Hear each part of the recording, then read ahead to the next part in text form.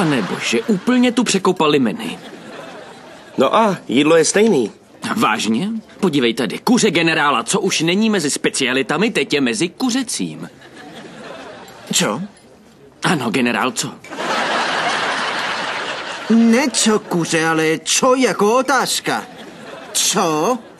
Co? Proč už to není specialita? Ztratil šéf kuchař důvěru v jídlo nebo v sebe? A koukněte se tady. Garnát v gangsterské omáčce.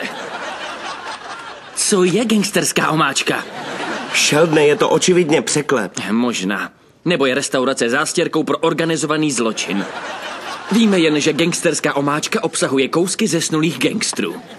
Ne, to znamená, že to je omáčka, kterou mají gangstři rádi. Neznamená to ani jedno, je to obyčejný překlep. Víte co, dáme si pizzu. Fajn, jdeme ke Corleonovi. Jasně, tam žádní gangstři nejsou. A víš co?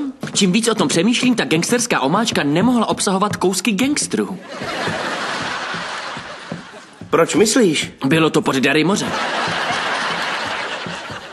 No jo, ale co když ty gangstři spí s rybama?